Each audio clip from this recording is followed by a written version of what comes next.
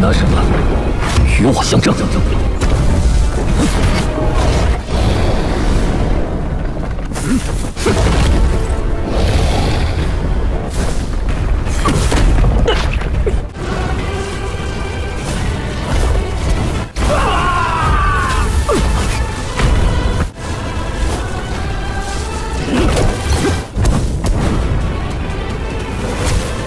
Halo teman-teman, kali ini kita akan melanjutkan alur cerita Xiahou, di mana pada episode sebelumnya Xiahou telah membunuh Ming Ji dan Shi Qiaokun karena mereka telah mengetahui rahasianya.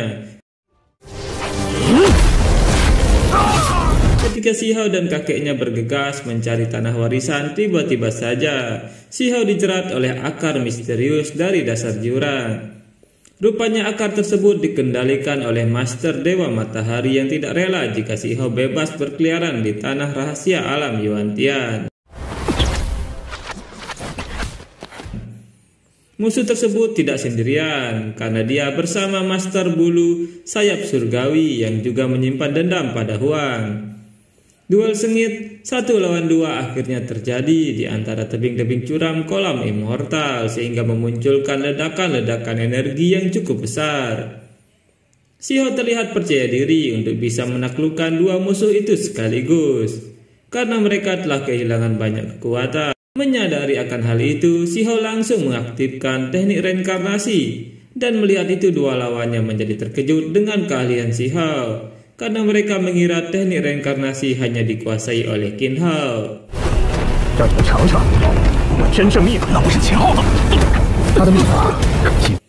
Tapi Xiahou mengatakan kalau jurus milik Qin Hao pada awalnya berasal dari dirinya. Setelah membunuh keduanya, Xiahou mengambil potongan akar pohon anggur ilahi yang dia yakini mempunyai aroma obat.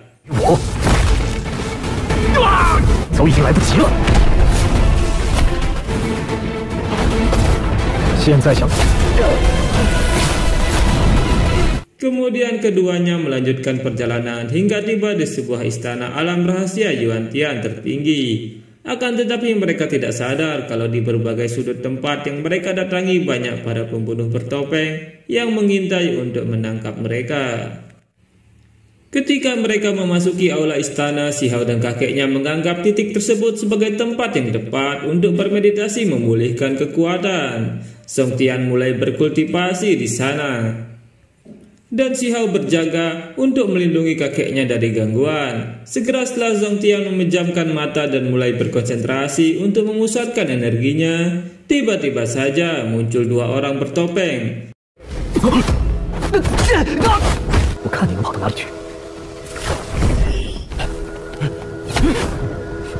Satu orang bertopeng yang terkena pukulan seketika kehilangan kesadaran, sedangkan satu orang lainnya kabur keluar istana untuk menyelamatkan diri. Xiahou merasa kesal dan dia mengaktifkan formasi pelindung untuk kakeknya lalu pergi mengejar orang bertopeng itu. Ternyata orang itu kabur ke dalam istana klan Qin, tempat di mana adiknya dan anak buahnya sedang bermeditasi. Melihat isi ruangan yang penuh orang yang sedang bermeditasi, Xiahou langsung mengeluarkan tungku pil untuk memberi mereka hukuman karena sudah berani menantangnya.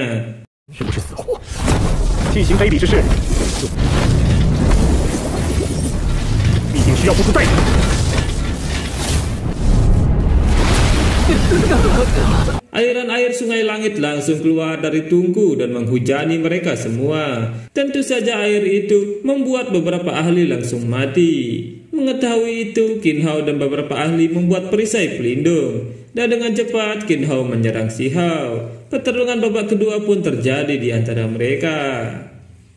Tapi kali ini Xiahou dengan mudah mengalahkan Qin Hao meski Qin Hao mengeluarkan teknik reinkarnasi.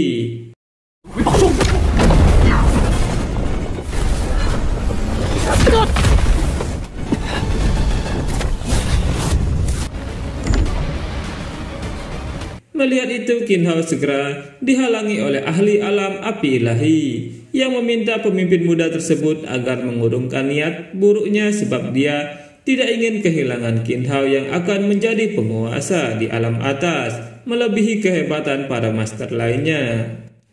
Karena Qin Hao yang telah memiliki tulang tertinggi dalam tubuhnya dan dalam 2 tahun lagi dia pasti bisa sebanding dengan Si Hao. Setelah itu kultivator bertopeng memerintahkan para master bawahannya untuk mengepung Si Hao. Tapi ternyata para praktisi dilarang untuk bertarung di dalam tanah warisan.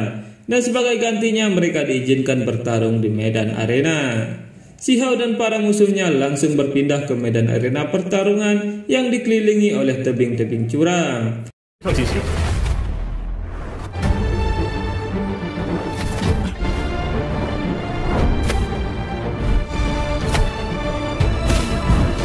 Jadi arena tersebut sengaja diciptakan sebagai tempat menyelesaikan pertarungan di alam rahasia Yuan-Tian, di mana alam rahasia Yuan-Tian akan memilih siapa saja petarung yang paling berbakat. Siapa yang berhasil menjadi pemenang maka dia berhak memilih lawan di antara 9 gunung suci, serta bisa mengambil jimat tulang dari para musuh yang dikalahkan. Si Hao masuk ke arena dan meminta izin kepada penguasa alam Yuan-Tian agar dia diperbolehkan melawan musuh dalam jumlah banyak sekaligus. Setelah diizinkan tanpa disangka-sangka, meski dia masih berada di ranah Venerable, Si Hao menantang 5 praktisi yang berada dari ranah lebih tinggi. Akan tetapi, kekuatan api ilahi yang diaktifkan oleh 5 musuh Si Hao tiba-tiba saja padam. Karena di arena tersebut ranah kultivasi tidak berguna dan akan menyesuaikan lawan yang pertama kali menginjakkan kakinya di arena pertarungan. Karena Si Hao lebih dulu masuk ke arena, maka kultivasi 5 musuh yang dihadapinya otomatis turun ke level Venerable. Kelima musuh itu kemudian bekerja sama untuk mengalahkan Si Hao. Tapi tentu saja Si Hao sangat percaya diri bisa mengalahkan mereka semua. Dengan jurusnya Si Hao membunuh 2 di antara mereka dan mendapatkan jimat tulang.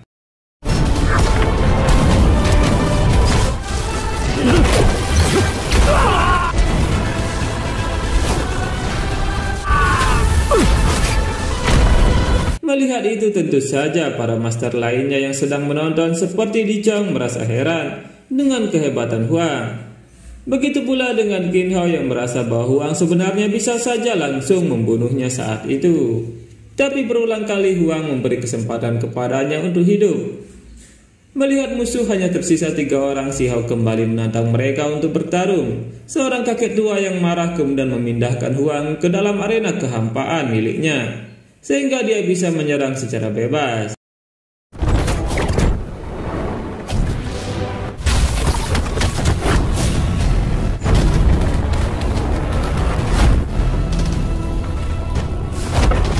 Si Hao yang terikat oleh energi misterius terlihat sangat santai dan kakek itu langsung menghujamkan pedang biru ilahi ke wajah Si Hao. Si Hao kemudian mengeluarkan teknik danau spiritual dan berhasil mengalahkan lawannya, lalu mendapatkan tambahan jimat tulang lagi.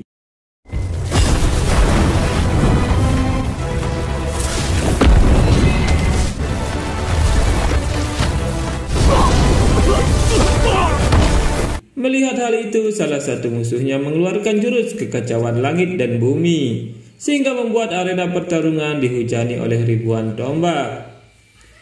Dengan metode daun Dewi Bilao, Si Hao membuat benteng pertahanan.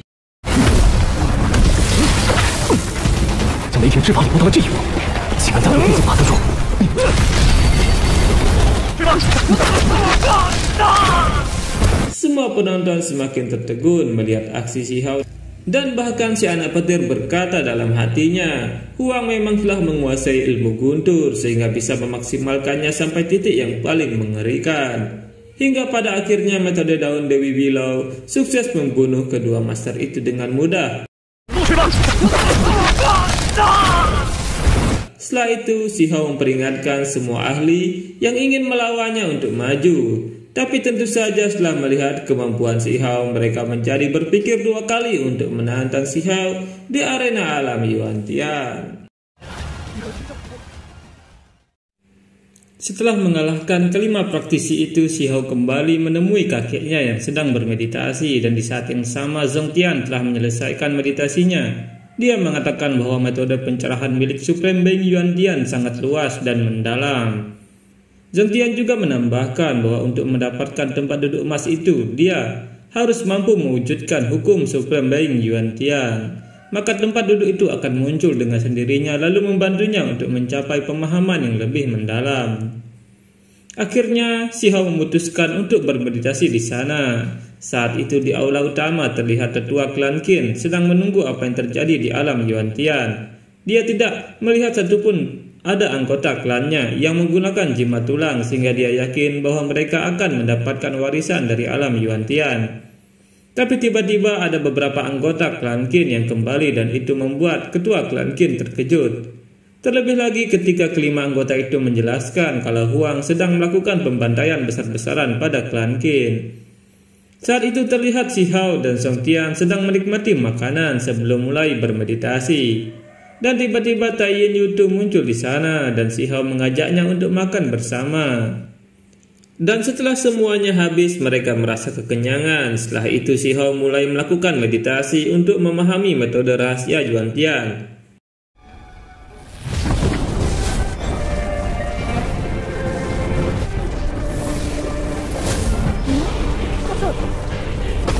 Tapi Tai Yin merasa aneh melihat apa yang dilakukan oleh Si Hao. Song Tian menjelaskan kalau Huang sedang menggabungkan semua metode rahasia yang telah dia pelajari untuk membentuk kembali ranahnya. Akhirnya Si Hao berhasil membentuk ranahnya kembali dan sekarang dia bisa melatih metode rahasia Yuan-Tian. Tiba-tiba terdengar suara yang mengatakan bahwa dalam waktu 5 hari mereka yang memahami kehendak aula suci dan memastikan apa yang mereka peroleh akan bisa memasuki aula tertinggi. Tiba-tiba mereka berpindah tempat dan di sana sudah terdapat banyak master-master hebat yang berkumpul. Si Hao merasakan sesuatu dan berkata bahwa di sana pasti ada metode rahasia guntur yang lain. Mereka kemudian mulai mencari metode rahasia guntur di sana bersama para ahli yang lain. Dan waktu mereka untuk mempelajari itu hanya 5 hari. Tapi tiba-tiba di sana muncul armor perang milik penguasa Yuan-Tian. Tentu saja itu menjadi rebutan para praktisi dan ketika mereka semua mendekati penghalang, mereka terpental kembali. Zhang Tian berkata bahwa itu adalah armor perang tingkat surgawi dan itu di luar kendali semua ahli yang ada di sana. Terdengar suara yang berkata bahwa armor itu tidak bisa diambil dan dia memberikan banyak harta sebagai gantinya. Semua praktisi kemudian mendekati harta yang muncul di sana dan Si Hao mengambil sebuah armor yang terlihat usang. Lalu mereka memasuki portal dan sampai di altar jalan emas. Saat mereka bertiga menaiki tangga, tiba-tiba mereka melihat pertempuran para ahli yang sedang berebut harta warisan. Pertempuran sengit benar-benar terjadi di sana.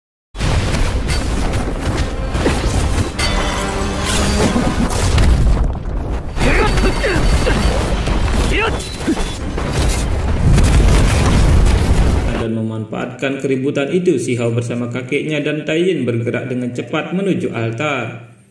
Dan di sana mereka melihat buku tulang yang merupakan warisan sebenarnya dari Supreme Being Yuan-Tian. Si Hao menggunakan buku metode gunturnya dan dia menemukan ada metode guntur lain yang tersimpan di bawah bantalan. Tapi sebelum mereka bisa mengambilnya, tiba-tiba ada akar misterius yang menyerang Tai Yin. Melihat itu, dengan cepat Si Hao menyerang akar itu dengan kemampuan gunturnya. Si Hao menyadari bahwa serangan itu berasal dari anggota Taman Iblis Bunga Matahari. Ahli itu keluar dari dalam tanah dan mengikat Si Hao dengan akarnya. Tapi dengan mudahnya Si Hao melepaskan diri dan menyerang balik dengan tinjunya sehingga membuat ahli itu hangus terbakar.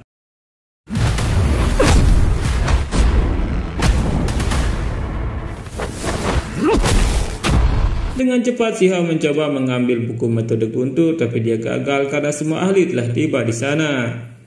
Li Chong tanpa banyak bicara langsung menyerang Si Hao, tapi serangannya bisa diatasi oleh Si Hao.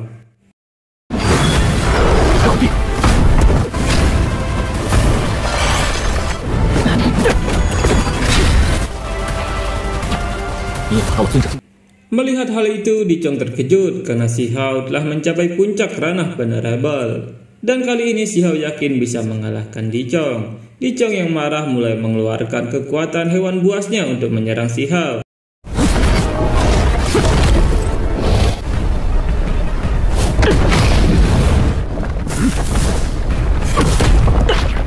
Tapi tinju Si Hao membuat Li Chong muntah darah. Dan dengan sekuat tenaga Li Chong menginjak Si Hao hingga terluka. Pertarungan mereka pun kemudian berlanjut dan terlihat kali ini Si Hao lebih unggul.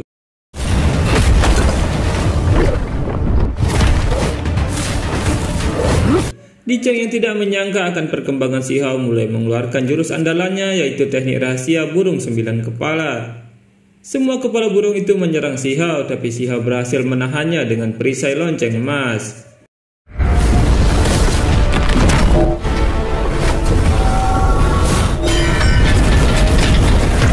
Li Chong kemudian memukul perisai itu hingga hancur. Si Hao mulai menyerang lagi dan Li Chong menahan serangan itu dengan prasasti pelindung. Tapi prasasti itu dihancurkan oleh Si Hao.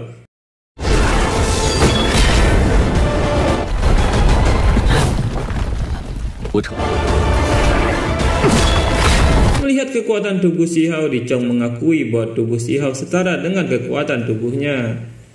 Tapi Si Hao tidak terima karena menurutnya dialah yang lebih kuat. Mendengar itu Li Chong kesal dan mulai menyerang Si Hao dengan semua kekuatannya.